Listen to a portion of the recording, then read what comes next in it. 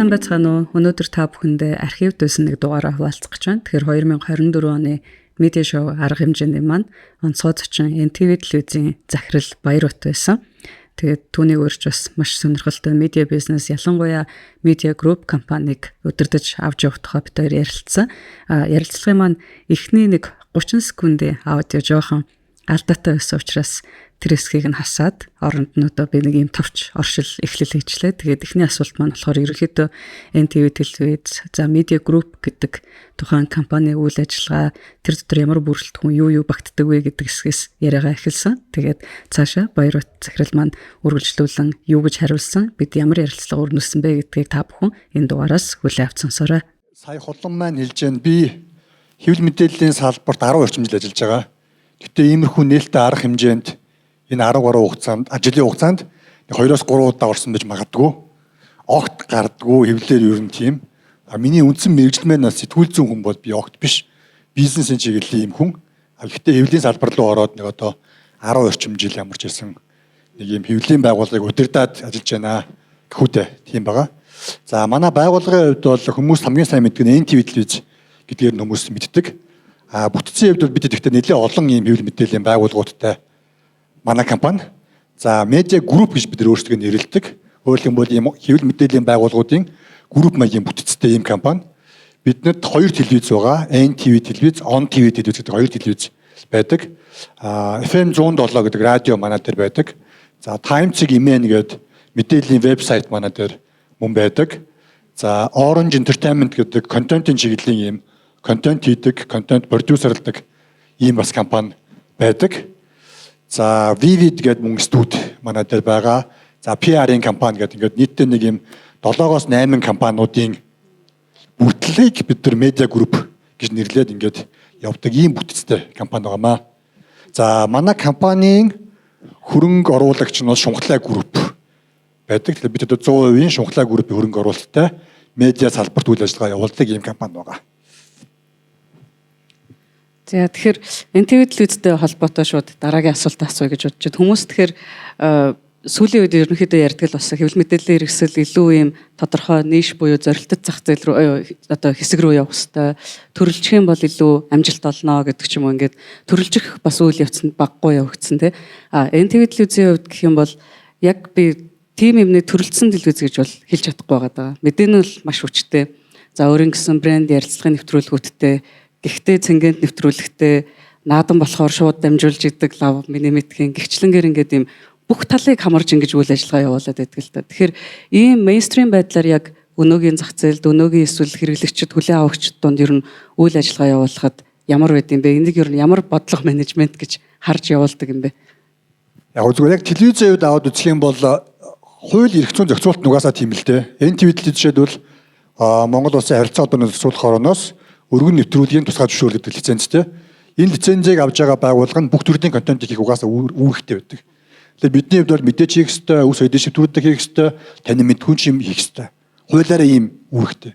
Гэхдээ манай телевизийн хувьд бол бидэд өөрсдийнхөө хувьд контентын агуулгыг бас ингээ жоохон ангилж харж аль нь арай дээрээ, аль нь арай доороо вэ гэдэг юм уу ингэхийг оролцдог л доо.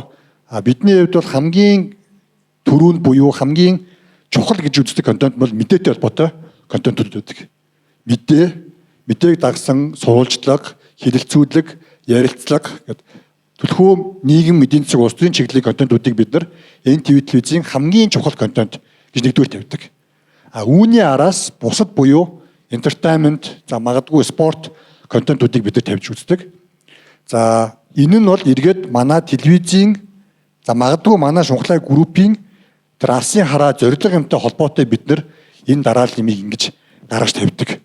Шалтгаан нь юу гэж нэхлээр сэтгүүл зүй гэдэг юмаа бид нар нэг тавьж байгаа. Арилжааны гэдэг юмаа хоёр тавьж байна гэсэн үг. Гэхдээ арилжааны гэдэг юмыг бол бид нар хаяхгүй. Яагаад гэвэл сэтгүүл зүй оршихын тулд бид нар арилжааны юм маань амжилттай явж ээж өөрөө сэтгүүл зүй маань амжилттай явах ёстой гэдэг нэг юм бодлогыг бид нар барьдаг учраас дэс дарааллын хувьд болон агуулгын хувьд бид нар тиймэрхүү байдлаар харж явдаг юм онцлогтой. Гэтэ ингэж яг зах зээл дээр одоо яг ингээд явхад ер нь яг боломжтой байна уу? Одоо Монголын яг хэвлэл мэдээллийн экосистем дээр та гарч байгаа ингээд яг энэ арга барилаа үргэлжлүүлээд авч явхад хамгийн тулгардаг бэрхшээл нь бас юу байна? юу тулгардаг вэ гэдгийг та нэг хэлээч. Салбарын хэмжээнд үү? Яг экосистем юу тийм. Одоо ингээл бид нар яг сая одоо би өөрөө ч гэсэн ингээл ярьлаа. Community-га бүтээх хэрэгтэй, юунд хэрэгтэй вэ гэж бодох хэрэгтэй энэ төр гэл ингээл бүх зорилгоо тавьдаг штэ. Гэтэл эн чинь өөрөө түрүүний ярьсан нөгөө өөрөө өөрийгөө тижээдэг ийм бизнес болоод бас тэгтээ явах хэрэгтэй тий. Тэгэхээр ингээд бодол нэг өсөндөө бодит зах зээлийн нөхцөл орчин хоёр танд хэр мэдрэгдэж байна. Тэрэн дээр байгаа анхаарах ёстой асуудлууд юу байдаг вэ? Яг хоо азар гэх юм уу манай байгууллагын хувьд бол бидэд харьцангуй нэг балансыг нь олоод яваад байгаа гэж өөрсдөө бодоод байдаг. Ер нь бол яг хоо медиа бизнесүүд айгүй тийм баланс шаарддаг бизнес. Бүх талаараа. Яг саяны хамгийн энгийнээр хэлж байгаагаар бол саяны сэтгүүл зүй болон арилжааны гэдэг хоёр юмны баланс жишээлбэл яаж байх юм гэдэг юм уу те. Бид хэдийн хувьд бол зүгээр юу ч харддаг вэ гэхээр NTV телевизийн зорилго нь яг NTV бизнес л дээ. Гэхдээ NTV телевизийн зорилго нь бол мөнгө олох лав биш. Лав биш. Хөрөнгө оруулагчтай юм чинь. Хөрөнгө оруулагчдынхаа эрх ашиг хамгаалах бас биш. Үнэхээр хамгийн цаатлын NTV-гийн би нөгөө хөрөнгө оруулагчтайгаа ингээд ойрхон ярьдаг, тэр хүний хэлдэг имийг нь мэддэг. За өөрөө бас багагүй хугацаанд энэ компани удирдах байгаа учраас бид хэдийн итгэл үнэмшил юу гэдэг вэ гэхээр медиа гэдэг юмны онцлог бол бүр явж алсын хамгийн цаатлын очих юм нь бол магадгүй энэ зүгээр Монгол улсыг хөгжилтэй гэж хамгийн энгийнээр хэлбэл хөгжилтэй гэдэг юм уу зөв байхад хамгийн том нөлөө үзүүлэх юм нь энэ медиа салбар гэж зүгээр боддог байхгүй юу? Бидний хийж байгаа юмнууд нүдэнд харагддаг, гарт баригддаг. За мэдгүй барилгын салбар гэдэг юм уу, зам тээвэрэхлээр бүх юм нийл харагдаж идэг тий. Айгүй гой сайхан зам барьсан байна, барилга байшин барьсан байна. Манай улс орнд хөгжиж штэ гэдэг. Гэхдээ сэтгүүл зүй энэ медиа салбарын хийж байгаа юмнууд тэрнээс дутуугүй хэмжээгээр энэ улс орны хөгжилд нөлөө үзүүлдэг гэдэгт бид нар итгэдэг. Харамсалтай нь тэр нь бол шууд ингээд нүдэнд харж гарт баригдахад бол жоохон төвхтэй л доо. Гэхдээ яахаа аргагүй том нөлөө байдаг. Энэ том нөлөөнд бид нар магадгүй NTV телевиз тодорхой хэмжээний эерэг өөрчлөлтийг үзүүлэх нь бидний хамгийн тэр чин том зорилго юм байдаг. Тэрний араас бид нар тэр арилжааны гэдэг зүйлсүүдийг төлөхөө авч хэрэгжүүлж хийж явдаг. Энэ хоёрынхоо балансыг харьцангуй бидэд зөв барьж чаддаг учраас яг бизнесийн утгаараа бас манай байгууллагын салбартаа нэлээд гайгүй ингээд ажиллаад яваад байгаа гэж харддаг. Би таныг зөвхөн нөгөө баланс гэдэг дээр гинт сонирхоод бас нэг асуулт тамаар санагдчихлаа. Сая медиа групп гэхэд ингээд 6-аас 7 компани байдгаа гэдэг чинь. Тэгээд би өөрөө бас групп компанид ажиллаж ирсний хувьд ч гэсэн одоо миний ажиллаж исэн компани бол entertainment бас сайн үзэлттэй телевиз, давхар мэдээний телевиз сайт гэл ингээл бүгдээрээ ажилладаг байсан. Тэгэнгүүт нөгөө мэдээний телевиз нь мэдээж орлого олохгүй шүү дээ. Сэтгүүл зүйн зарчмаа дагна гэдэг ийм байдалтай. Entertainment телевиз маань бол маш их реклам татаад реклам нь багтдаггүй те.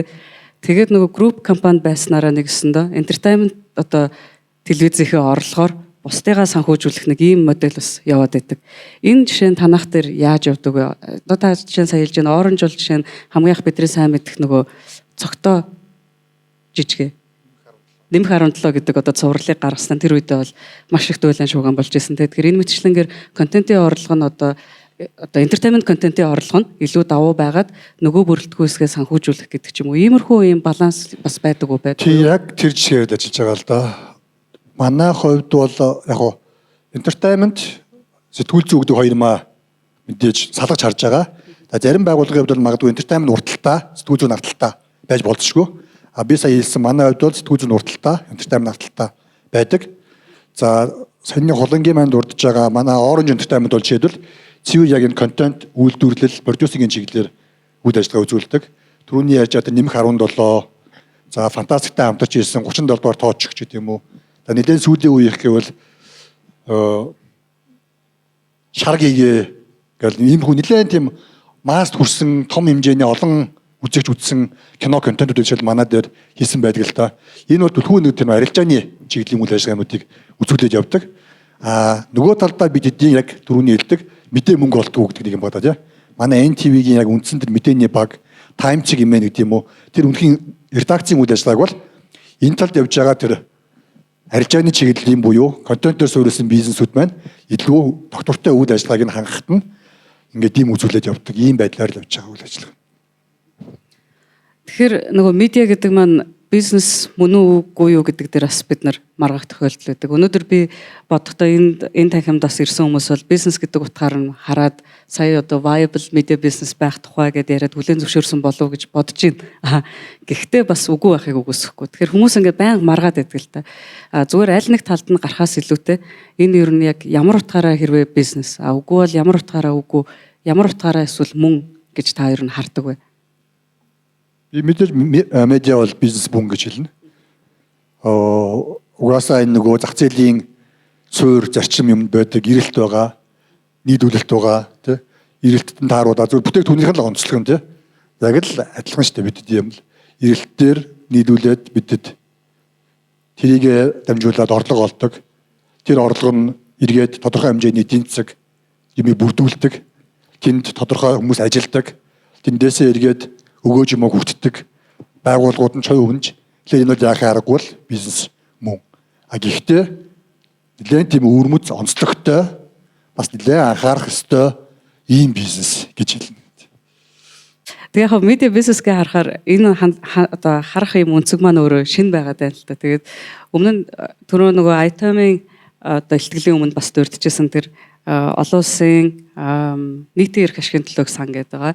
Тэрний хөтөлбөрт ингээд бид нар хамт хамрагдаад бас явж байна гэж ярьжсэн. Тэгэхээр тэр хөтөлбөрт ороход нөгөө биднээс юм маш их материал авсан байхгүй. Тэгээ ялангуяа одоо UB Life-ийн хувьд бол бид нар нөгөө залуу жижиг редакц учраас бас тэгтээ айгүй бэрхшээлтэй байсан. Өөрсдийнхөө 3 жилийн үйл ажиллагааг эргэж хараад санхүү маань яалаа. Ерөөсөө өөрийнхөө мэдгүй маш их юмыг тэндээс олж харсан. Бид нар чи ийм хүн ийм хугацаанд манахаас гарсан юм байна, орсон юм байна, ингэж дээш доошоо явсан юм байна. Энэ контент маань өстой тогтмол хүн байна биш байна гэл ингээл бидний хувьд бол маш их зүйл суралцсан. Та ч гэсэн бас магадгүй энэ хөтөлбөрт орох гээд бэлдэж явах явцад эсвэл орсны дараа ч гэсэн бидний одоо сонирхолж хэлэхэд нөгөө тэр хөтөлбөрийн хүрээнд бид нараас юм гадны мэргэжилтнүүднээс менежментийн зөвлөгөө аваад ингээд ажиллаад явж байгаа. Тэгэхээр тэндээс бас харсан Монголын энэ медиа бизнес экосистем дээр тэр бүр яригддаггүй анзаардгүй зүйлс бас та харсан болов уу? Тийм зүйлсээ бас хуваалцаач. Бид нэр тэр хөтөлбөрт өнгөрсөн жилийн сүүлээр шалгараад тэгээд Financial Times гэдэг байгууллага бид нар зөвлөгөө өгөөд ингээд явж байгаа.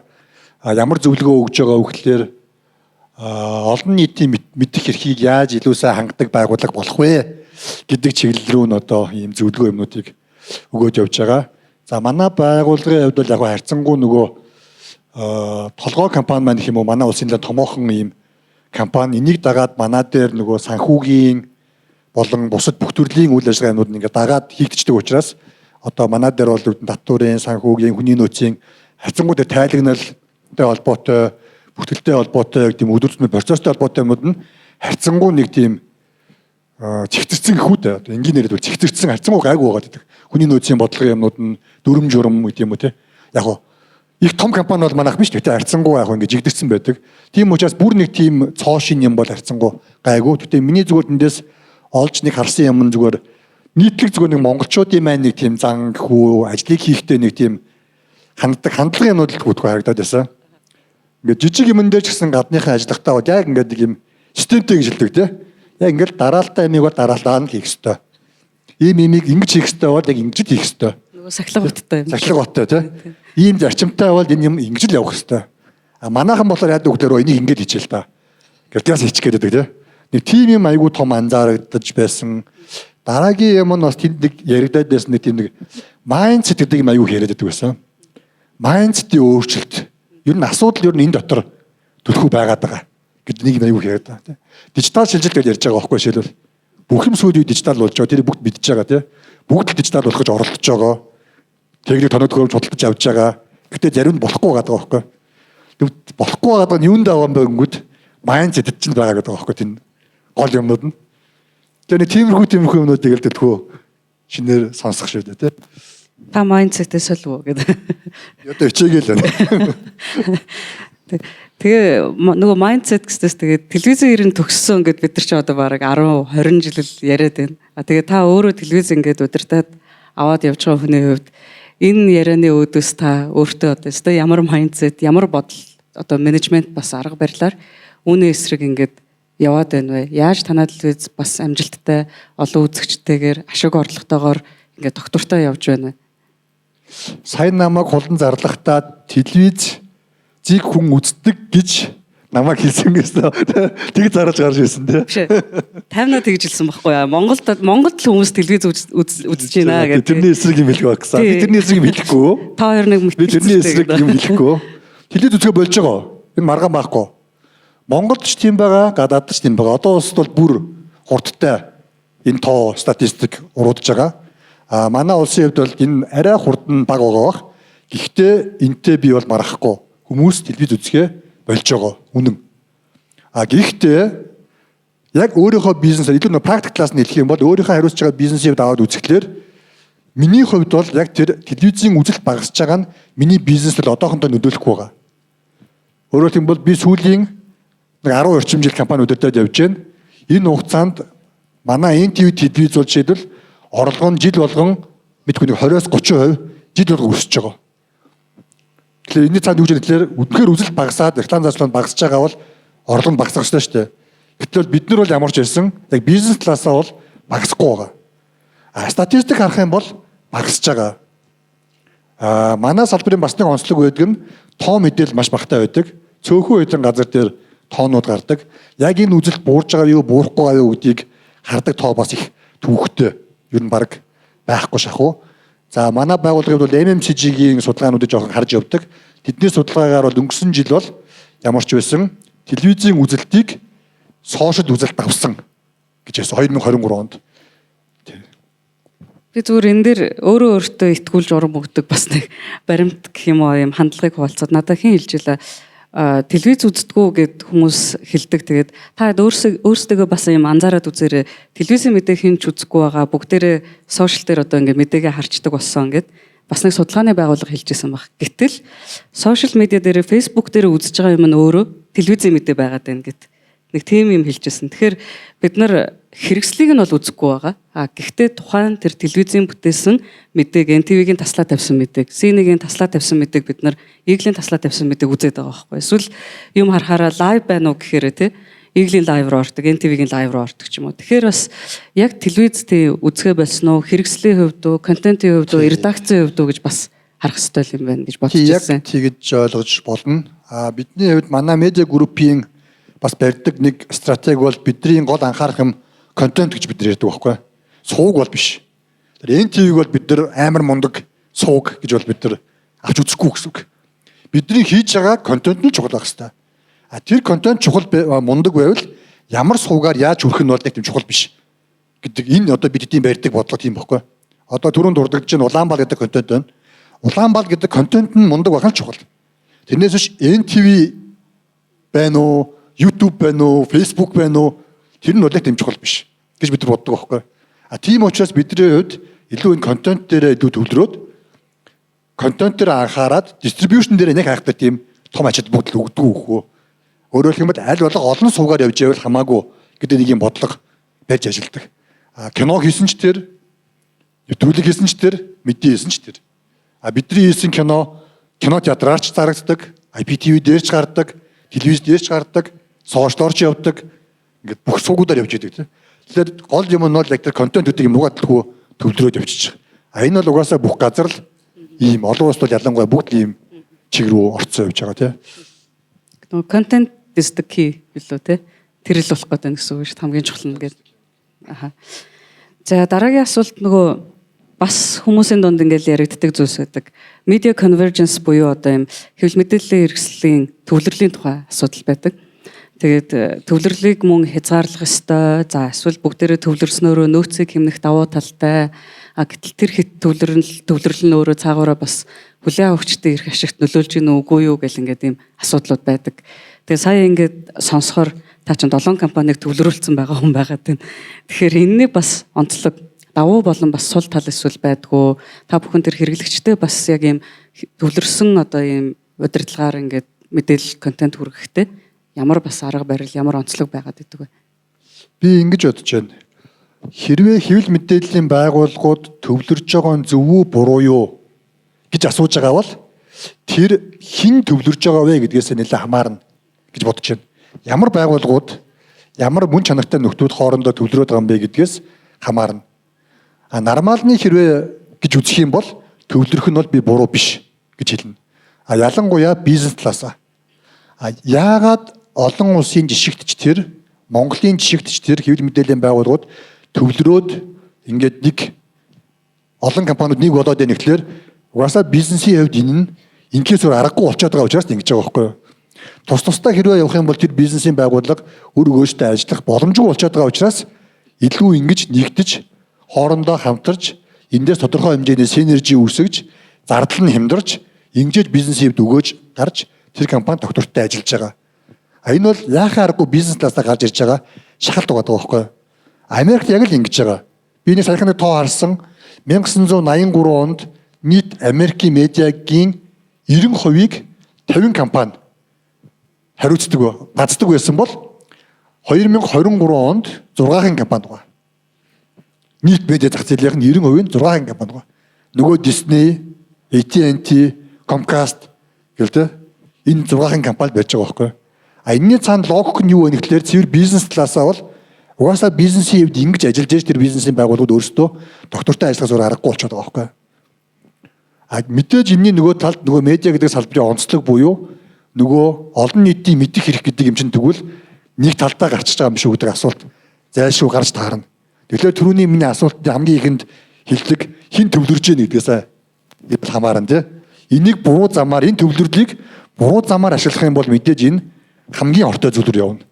Ойлгомжтой тий. Гэхдээ би энийг эрэг дасна төлхөө хардаг. Нөгөө сүүлийн үеийн цахим шилжилт, дижитал технологи, сошиал медиа гэдэг юм уу энэ юмнуудын нөлөөгөөр хүмүүсийн нөгөө мэдээлэл авах энэ сувг юм чинь айгүй тийм хязгааргүй олон болсон байхгүй юу? Хэдий медиа байгууллагууд нь төвлөрж байгаа ч гэсэн зөвхөн медиагаас заавал яагаад мэдээлэл авах хэрэгтэй. Одоо бидний нөгөө нэрлэдэг инфлюенсерүүд гэдэг юм уу, тэ? Opinion leader-үүд гэж нэрлэх юм уу? Хоёр хүмүүс хүртэл өөрсдөө хэвлэл мэдээллийн байгууллага шиг болцсон шүү дээ. Тэнд мэдээллийн хэрэгжүүлээ бас байгаа шүү дээ. Тэ? User generated content гэдэг хүмүүсээс аягүй их ярьдаг болсон тэ. Гэх мэт заавал энэ медиагаас мэдээлэл авдаг юм чинь бас байхгүй шүү дээ. Тэгэхээр нөгөө талдаа энэ мэдих эрх юмнууд нь тэр талаас хангагдах аягүй боломжтой гэж би боддог байхгүй. Тэгэхээр бизнесийн хувьд бол энэ төвлөрж байгаа юмыг бол би зөв л гэж хэлдэг. Төвлөрсөн медиа компаниг бас менежментийн хувьд би асуумаар байна. Ягаад тэгэхээр өмнө нь одоо бид нар нэг хэсэг мультимедиа ньюсрум гэдэг зүйл бол их чухлаа гэд. Тэгээ бид нар 15 6 онд одоо мультимедиа ньюсрумтэй болноо. Сайтын сэтгүүлч маань телевизтэй мэдээ хийн, мэдээний өмнө сэтгүүлдээ бичнэ гэлтэй зөвхөн сэтгүүлчийн хувьд. Тэгээд зураглаач энэ төр гэл юм бүх зөвхөн хүний нөөцийн хувьд одоо хүний нөөцөө ингээд шеэрлэх гэл үтсэн.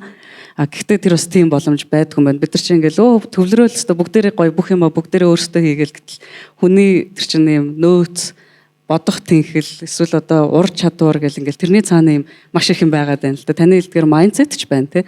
Тэгэхээр ингээд төвлөрий гэл бүгдийг нь цуглуулаад за өстө гоё бүгд бүх юмаа хийгээл юм үлгэр шиг бас явдггүй юм байна гэдгийг би яг тухайн үед харж исэн. Тэгээ тэрнээс хойш бол юм төвлөрсөн биш яг илүү өстө ниш зах зээл рүү орсон учраас мэдгүй байгаад байна. Тэгэхээр таны хувьд яг одоо юм төвлөрсөн медиаг авч явах саяны зөвхөн хүний нөөцгөлтгөө магадгүй тэнд санхүү за контентын хувьд гэдэг ч юм уу эдгээрийг ер нь яаж зохицуулж авч явж байна вэ?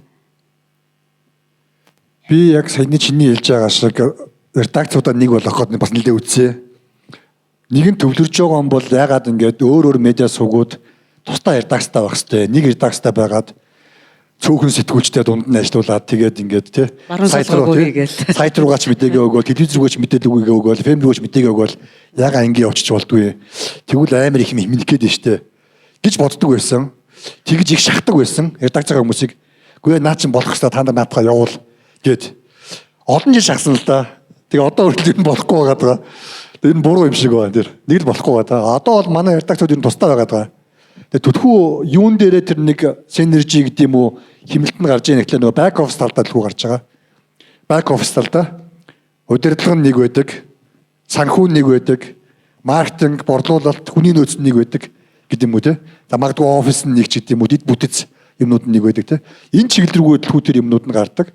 Яг редакц дээрээ бол бүтэн ингэж хооронд нь юу ахтууд нэлээд төвхтэй юм байлээ. Нэг тийм онцлог бас байгаад ах шүү. Тэгэхээр эндээс харахаар нөгөө сэтгүүлч ч гэсэн өөрийгөө мэрэгшүүлэх үү эсвэл одоо мультимедиа гэдэг бүх юмыг хийдэг хүн болох уу гэж өөрийгөө бэлдэх ч гэсэн нэг юм хандлагын нэг хэсэг бол өөр юм юу нэг хэсэг бол ингээл төрөлж хэрэггүй бүгдийг нь чаддаг болъё гэл явсан. Тэгэхээр тэр ч гэсэн бас заавал тийм байх албагүй гэдэг юм бас харагдаад тах шүү гэн тий. Сайн бичдэг бол яг тэрүүгээрээ сайн дагнах гэдэг ч юм уу. Тэ. За тэгэхээр нэг хэсэг бүгдээрээ мультимедиа болъё гэсэн заавал тийм байх албагүй юм биш үү? За тэгэхээр медиа группийн хувьд бас ойрд ерөөхдөө төвлөрч хийж байгаа сонин одоо шин содон зүйлс юу байна вэ? Би түрүүн тантай ингээд асуултаа бодож байхдаа оранжийн тухай жишээнд бодсон. Ойр жоохон нам гүм байх шиг санагдсан уу? Эсвэл би бас мэдгүй зүйл байна уу? Тэгээд хамгийн сүүлд би таныг нөгөө ярилцлаганд өрөх гад та ойр сонинтой байгаа штэ гэсэн би сонингүй байгаа гэд. Үгүй би таныг хэвлэлийн урлаас ядаж сагсан бөмбөгийн баг танах ивэнт гэж байгааг харсан ингээд яаж игээ сонин хайгаад байсан. Тэгэхээр та бидэнд бас сониноос хуваалцааш медиа группийн хувьд ойрын хугацаанд төлөвлөж байгаа бидэнд хуваалцаж болох шинэ зүйлс бас юу байгаа вэ? Яг өдөр тутмын ажлуудаар бид нар хийгээл явж байгаа. Нэ хайхтар тийм том сонин гэхэд гайгүй дээ. Тэгээд яг Orange Entertainment дээр бол бидэд контентуудаа хийж байгаа. Нэлээд олон сериалууд бид нэр хийсэн олон ангитай кинонууд одоо гараад явж байгаа. Он гараад бас нэлээд хэдэн кинонууд бас гарах ба. Өчигдөр уржигдорхон үртний шинэ кинотеатрт нэгдэжсэн.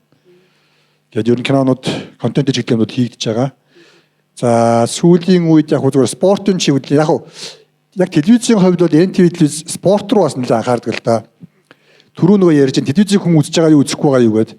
Тэн дээр бид бас нэлээд ярьдаг байсан. Телевизийг үзэх нэг 2-3 шалтгаан байгаа. Нэг нь бол бид нар мэдээ гэж үздэг. Гэхдээ шуурхаа шууд явдаг мэдээ телевиз дээр байвал хүмүүс телевизийг үзнэ гэж бид нар боддог. Хоёрдугаарт нь үнэхэрийн супер entertainment юмнууд явал үзнэ гэж боддог. Одоо voice шиг юм уу, яг түнс шиг юм уу те. Ийм юмнууд явал телевизийг үзнэ гэж бид нар боддог. Гуравдугаарт спорт гэж бид нар боддог. Энэ гурван юмыг бол заавал энэ том дэлгэцээр ингээд хүмүүс тухалд суугаад яг ингээд гоё үздэг тийм контентууд байх гэж боддог байхгүй бид нар. Эсвэл түргэн шуурхаа цаг алдалгүй үздэг учраас. Тийм учраас NTV-ийн хувьд бол спортуудыг аягүй тийм чухал байр суурь байнга эзэлсээр ирсэн. Бидэд спортын контентуудыг ялангуяа олон улсын том эрхүүдийг хөл бөмбөгийн дэлхийн аварга, олимпийн наадам гэдэг юм ийм том юмнууд байнгад ер нь гаргахыг хичээж явдаг. За сүүлийн үед бол илүү дэлгүү бидэд дотоодын спорт руу бас нэлээд анхаарч ажиллаж байгаа. За сагсан бөмбөгийн спорт руу, волейбол руу бас анхаарж байна. Волейболын шууд амжилтууд бас манайхаар гарч байгаа. Бас л бид нар дэлгүү контентуудыг нь харж байгаа. Зөвхөн волейбол гэдэг юм NTV-гээр гарна гэдгээр нь бид нар харахгүй байгаа. Бас л нөгөө цаанаа сошиал медиа руу явна. Тэр нэргээд баг гэдэг юмтай холбогдно. Спонсоршип гэдэг юмтай холбогдно гэдэг юм уу те. За инфлюенсер гэдэг юмтай холбогдно. Гэллүүдэлхүү тийм контент гэдэг таас нь дэлгүүл хараал ажиллаад байгаа л да. Тэгэхээр яг харахад ингээд NTV-гээр гарахгүй байгаа учраас NTV ингээд юм хийх байгаа юм шиг харагдаж байгаа боловч шиг цаанаа бол ингээд бид нөгөө платформ чухал биш гэсэн учраас ингээд энэ тэнд ингээд янз янзын юмнууд хийгээд байдаг болчиход байгаа. Та яг энэ салбарт нөгөө өөрөө хэлж ин одоо сэтгүүлч хүн биш гэдэг. Гэхдээ ингээд хамгийн сайн талентуудыг бас ингээд авч одоо хардаггүй юм болов уу гэж би ингээд таныг анзаарсан, бодсон. Лодо самбо одоо жишээ нь юу гэдэг өнөөдөр улсын хурлын гишүүн болоод контент нь байхгүй болоод тэнгүүт бараг л таны өмнөөс за одоо NTV бараг л ярилцлага нь яана энэ төр гээд өмнөөс нь бараг бодож бодцсон. Тэгээд суужсэн чинь лавгийн тойм гээд лавга гэдэг нэртэй байдаг нь юу азаарч гэх юм уу те. Тэгээд шууд лавгийн тойм гээл ингээд лав гарагт гаргаад ирчих байгаа байхгүй. Тэгэхээр та ер нь ийм талентыг ер нь яаж хардсан бэ? Тэгээд яаж ингэж одоо лавга болж байгаа өөрийн гэсэн UBN гэдэг редакцтай хүн те. Тэгэхээр энэ хамтын ажиллагаанууд бас ер нь яаж явагддаг юм бэ? Та энийг яаж зохицуулдаг вэ? Ер нь талент яаж? Ер нь яг манай салбар дээр байдаг айгүй том асуудлыг би хүний нөөцийн асуудал гэж боддог. Гэтэ энэ яг зөвхөн медиа салбар дээр биш баг. Бүх салбар дээр байдаг нийтлэг асуудал хүний нөөцийн асуудал. Тэр дотроо яг мэрэгжлийн болон ёс зүйн хувьд авч үзвэл хүн гэдэг асуудал дээр айгүй хэцүү болчиход байдаг. Үнэхээр мэрэгжлийн тийм мундаг сэтгүүл зүүн хүн мөн үү гэдэг нэг асуулт, хоёрт нь үнэхээр ёс зүйтэй хүн мөн үү гэдэг нэг юм хоёр асуудал гарч ирээд байдаг. Манай салбар дээр бол илүү өөр салбар дээр магадгүй тэр ёс зүй гэдэг юм арай бага байдаг байж магадгүй, гүйчэж магадгүй сайн мэдэхгүй байна. Гэтэ манай хувьд бол энэ хоёр айгүй чухал байгаад байдаг. За сүүлийн үед анзаарч байгаагаар та хэд мэдээж нөгөө манай салбарын хүмүүс эсвэл манай салбарыг сонирхож байгаа хүмүүс ерөнхий багцаа мэдчихэж байгаа хэл та. Манай салбар дээр байдаг айгүй нийтлэг байдаг болсон юм нь бол энэ нэг юм байхгүй болчиход байдаг байхгүй. Салбар нь өөрөө айгүй жижигхэн, ядуу, эдийн засгийн үүргэж айгүй муутай. Ийм учраас энэ лөө чадaltaй ёс зүйтэй хүмүүс чиг татахад айгүй төнөхтэй хөндлөлтэй байгаа гэдэг. Тэгээд одоо анзаарах юм бол одоо юу гэдэг хин илүү чанга орилж чаддаг нь гоё харагддаг. Ийм юм болчиход байгаа байхгүй сэтгүүл зүгдэг юм нөөрөө. Хин илүү чанга орилдог нь биш уулна хин зарчимтай хин шудраг байгаа нь ажил нь үнэлэгддэг уулна байх ёстой гэж боддог. Гэтэл манай дээр зарим талдаа энэ юм эсэргээрээ иргэцэн ийм байгаад байдаг. Илүү ёс зүйгүй, илүү зарчимгүй байгаанууд нь гоё юм шиг харагддаг. Залуучуудад тэр нь бас үлгэр дүүрээд болоод байгаа юм шиг. Ялангуяа залуу редакцууд, залуу сэтгүүлчдэр тэрийг нь бүр ингээд дагаж гүгээд байгаа юм шиг ингэж харагддаг, анзаардаг юмнууд байдаг болцоо. Нөгөө талдаа магадгүй энийг нь харах ёстой, хэлэх ёстой, дүрм журм гаргах ёстой газрууд нь нүдэн балай чихэн дүлий суудаг юм зүгээр л юм байдаг болцоо. Энийхэн цааталд ингэж ажилдгүү, ёс зүйтэй байдаг, шудраг байдаг, зарчимтай байдаг хүмүүс нь хохирдог ийм бас болцоо манай салбар. Өөрөөр хэлэх юм бол юм шудраг бус очоод байгаа байхгүй. Тэгэхээр энэний цааталд бол би байгаа хамгийн том асуудал нь энэ хүнтэй холбоотой асуудал байгаа гэж боддог. Түрүүний ярьж байгаа тэр мэрэгжлийн байж чаддаг, ёс зүйтэй байж чаддаг гэдэг энэ хоёр асуудал байхгүй болсон учраас л манай салбар дээр ийм асуудал гарч ирж байгаа гэж би боддог. Хоёр хүн талаасаа бол би энэ хоёр зүйлийн ёс зүй гэдгийг нь би илүү төлхөө анхаарч авч үзье хичээдэг. Одоо манай дээр ирж байгаа хамтарч ажиллах гэж байгаа хүмүүс дээр за эсвэл нэвтрүүлэг хийх гэж байгаа гэдэг юм уу? Жишээлбэл хавгаа дээр юм уу, лодоо дээр юм уу те би мэрэгжлийн гэдэг юм мэдээж харж тараа. Гэхдээ тэрнээс илүү тэр хүний хандлага, ёс зүй, зарчим гэдэг юмыг нь төлхөөл анхаарахыг хүсдэг. Тэн дээр л юу хамгийн гол тийм ялгаа их үү те урт хугацаанд гол юм тэн дээр гарч ирдэг.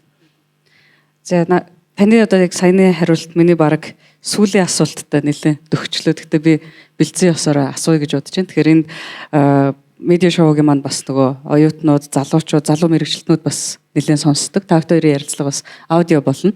Тэгэхээр ерөнхийдөө та ингээд менежер хүний хувьд хүнийг одоо ажилд авахдаа шинэ авиас тэр талантыг ажилд авахдаа ер нь юуг нь хард юм бэ? Тэр хүмүүст зориулаад та нэг яг санах ёстой зөвлөгөөнүүдийг хэлж гэвэл та юу хэлэх вэ? Сая яг хэлчлээ л дээ бүгд нөгөө хандлагын хар гэдэг үг өгдөг аль дээр үеийн л олиг осог байх л та. Гэтэ айгу өнөө үг юм шиг ба. Ер нь бол яг л тэр л хандлагын харах ёстой. Манай салбарын онцлог нэг тэр байхгүй. Медиа хэрвээ буруу ажиллах юм бол энийг дагаад айгу том буруу мэдээлэл олон нийт дээр очино. Тэрний дагуу манай улсын жишг тэр байхгүй. Шийдвэр гаргалтууд ялангуяа улс төр дээр шийдвэр гаргах төвшин дээшлэх тусмаа олон нийтийн үзэл бодол дээр суурилж шийдвэрүүд аюул их гардаг. Тэгэхээр олон нийтийн сэтгэл зүг өмгөж чадах юм бол өөртөө ашигтай шийдвэрийг гаргаж магадгүй гэдэг логик цаана явж байгаа тийм.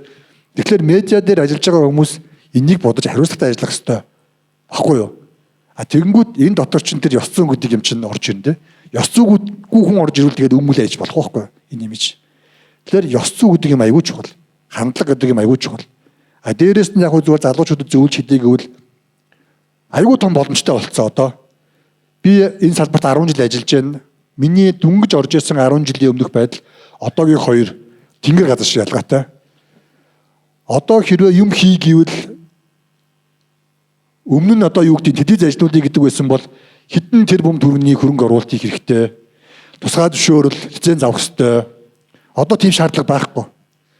Одоо телевизтэй явах ямар ч хэрэг байхгүй. Тэ? Яг телевизийн үзэлтийг зүгээр нэг хүн авч чадна. Тэгэхээр заавал тэнд олон тэрбум төгрөгийн хөрөнгө оруулалтыг хязгаар завах ямар хэрэг байгаа? Ямар ч хэрэг байхгүй. Манай салбарт ямар хил хязгаар байхгүй.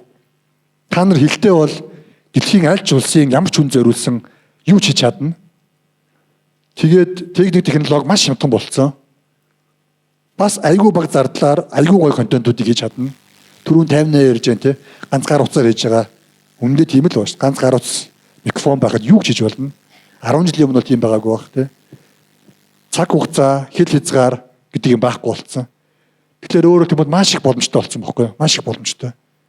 Тэгэхээр энэ дээр зүгээр зөв хандлагатай, тууштай үнэхээр юмдаа дурлж явах хэрэгтэй. Тэгэх юм бол би бол аюул том боломж байгаа л гэж бодож байна. За баярлалаа. Тэгэхээр манай зохион байгуулагч цаг дуусч ийн гэд анхааруулад байгаа ч гэсэн уучлаарай би мажгаа хүндтэй зочин байгаа учраас би заалнаасаа нэг 2 асуулт авчия гэж бодоод байна л да. Та дургуйцгүй зү. Тэгэхээр 2 асуулт ядаж авчих гэх үү. Тэгэхээр та хэд маань за шууд тэндээс гараа өргөчлөө. Шууд гарч ирээд энэ уртлын микрофон дээрээс асуултаа асуучих. Товчхон хэдүүлээ гялс.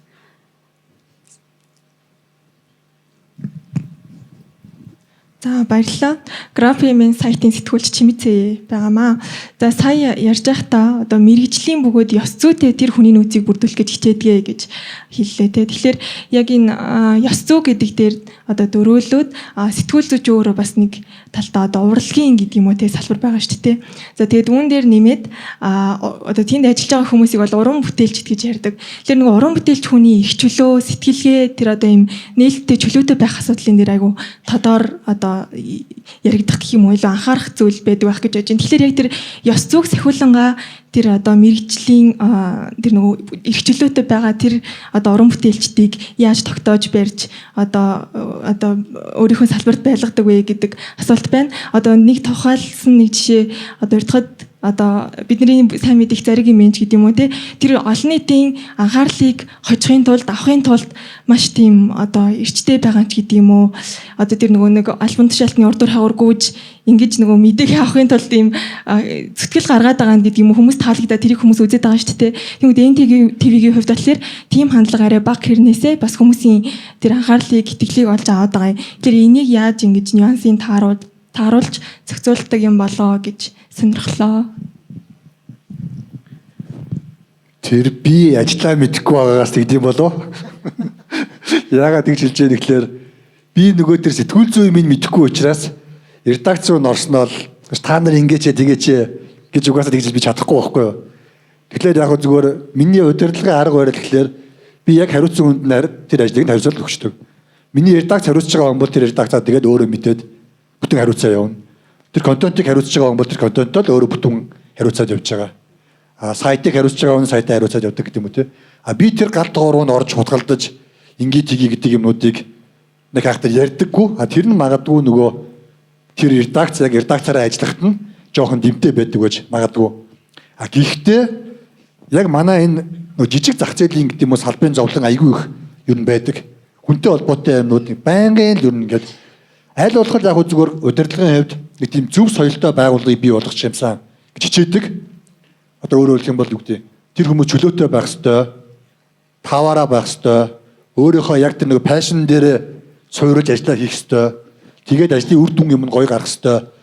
Тэндээс эргээд компани үр өгөөж аваад компаниар дамжаад тэр хүмүүс бас цалин цаваа хангамж гэдэг юм уу те юм аваад ингээд аль талдаа вин байдаг ийм зөв соёл юм бүрдэх ёстой гэж бодож явдаг. Гэхдээ нөгөө биднээс хамаарахгүй юмнууд айгүй их байдаг. Манай салбар жижиг учраас. Одоо анзаарах юм бол ингэдэг. NTV бол айгүй их тийм нөгөө од ихтэй телевиз л дээ. Үеийн үедэл тийм байсан. Айгүй олон одтой байдаг. Тэгээд байсаж байгаа нэг од нь гараад дахиад нэг од гарч ирээл ингээд байхгүй айгүй олон тийм юмнуудтай. Тэр ингээд харахтаа юм улс төрийн цикл биеглээг давцдаг байхгүй. Ер нь ингээд харахтаа тийм байдаг. Айгүй олон хүмүүс нь ингээд дарга болоод явдаг. Одоо сүүлийн шиг одоо самбуу байна те. Гişүн болоод явдаг. Манай телевизэд мэдэн дээр байсан айгүй мундаг сэтгүүлч байсан редакц захалж исэн хүмүүсээс ийм улс төрийн чиглэл рүү засаг төрлөө явсан юм дараа нь амар олон шүү дээ. Нэр тийм байна. Тэгээ айгүй олон байдаг. Тэгээ энэ бол яг нь ер нь жоохон тийм юутнаас их хамааралтай би бол зөвхөн энэ дотоод нэг байгууллагын соёл гэхээсээ илүү салбар нь өөрөө нэг юм салбарын онцлог дээрээс нь манай улсын онцлог гэдэг юм хитрхи юм жижигнээс болоод ийм иймэрхүүнүүд гардаг байх гэж боддог. Ер нь бол зүгээр саяны асуултанд хариулахад төлхөө яг тухайн редакц гэдэг юм уу тухайн контент хийдэг хүмүүс эрх чөлөөг нь олгох нь л илүү төлхөө зөв юм шиг харагдаад байдаг. Удирдлага нь галтгоонд нь орохгүй байх нь эрх чөлөөтэй болох гэдэг баг товчхон хариулт болох гээд байна те. За хоёр дахь буюу сүүлийн асуулт. За.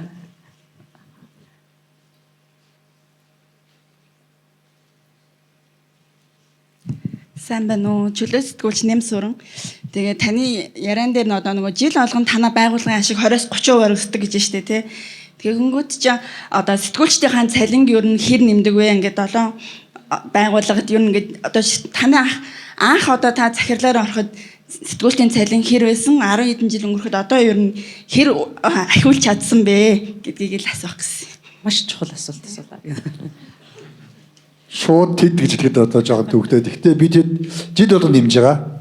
Жил болгон инфляцийг ямар ч байсан тооцоод би тэд бизнес план дээрээ төлөвлөгөө юмд оруулаад ажлаагаа цалин юу нэмээд явдаг. Тэгэхээр байнгын юу нэмээд явж байгаа. Мэдээж хүний нөөцийн бодлогын хувьд салбарын судалгаа юмнууд манай дээр бас хийгддэг. Хэвд мэдээллийн байгууллагууд дотроо бол манайх цалингийн хувьд харьцангуй бас гайгуудаа ордог гэдэг ийм судалгаанууд бас байдаг. Тэгэхээр бидний хувьд бол нэг хатар хоцроогүй баха гэж бодож энэ чиглэлтэй бол. Зүгээр бас сонирхоод асуухад цалингаас гаднах одоо юм бусад бенефитүүдийг магадгүй санал болгодог болов. Яг тэгэхээр бусад зах зээлд ирэх мэрэгчлүүдтэй харьцуулахад яг сэтгүүлчийн ажлын байрны цалин бас яг өрсөлдгөөц биш болчиход байдаг. Тэгээ хэвлэл мэдээллийн байгууллагууд бол ингээд янз янзын аргаар л одоо тэрийг нөхөхийг бас оролддог шүү дээ. Тэгэхээр тэгж нөхдгөө эсвэл яг магадгүй зөвхөн одоо цалин өөрөө хангалттай учраас бусад тийм дэмжлэгүүд шаардлагагүй гэдэг бодлого барьдаг болов. За бас л нөгөө жижигхэн гэдэг нэг салбар руугаар бургаж их гэдэг юм л да. Бас л нөгөө жижигхэн бохгүй бид нэр. Жижигхэн учраас хэдийг өсөл байвч энэ дээр ингээд сэтгүүлчдийн нийгмийн асуудал гэдэг юм уу, цалин урамшуулттай холбоотой асуудал ингээд том хэмжээнд шийдвэрлэх аюул төвөгтэй. Ягаад гэвэл нөгөө талдаа энэ компани ч өөрөө доктортой ажиллах хэрэгтэй гэдэг юмуд байгаад байдаг тийм. Гэхдээ манай хувьд бол ерөнхийдөө бол мэдээж үндсэн юм маань бол цалин болон урамшуулал гэдэг нэг ийм хоёр юм дээр явдаг. Үнэхээр онцгой одоо таалантууд дээр бол арай нэг өөр нэг тийм гэрээнүүд хүү хэлцнүүд гэх юм уу те. Нөгөө лодогийн шиг айгүй ярьдаг. Лодо өөрөө олон нийтэд ярьсан учраас их ярьдаг те. Би подкастаар ярилцсан гэдэг. Тий. Би нэг ийм дид хийж ингэж тохирж орсон ч гэдэг юм үү. Тиймэрхүү тохирцоонууд жишээлбэл үнэхээр мундаг гэдэг юм уу таалантууд дээр бол арай онцгой нөхцөлтэй гэрээнүүд бол хийгдэж мэдээж явдаг. Ерөнхий жишг бол бусад байгууллагуудтай адилхан үндсэн цалин, урамшуулал, за зарим нэг нэмэгдлүүд гэдэг юм уу те бензин, хоолны мөнгө гэх юм иймэрхүү байдалтай л явж байгаа л да. Жил болгон мэдээж салбарын цалингийн судалгаануудыг хийгээд холбогдох өөрчлөлтүүдээ бас жилдээ оруулаад явдаг. Ийм зарчмаар явдаг. За баярлалаа. Тэгэхээр бидний урилгыг хүлээн авч бас нээлттэй ярилцсан танд маш их баярлалаа. Танай компани болон хамт олонны үйл ажиллагаанд илүү их амжилтыг хүсье. Баярлалаа. За баярлалаа.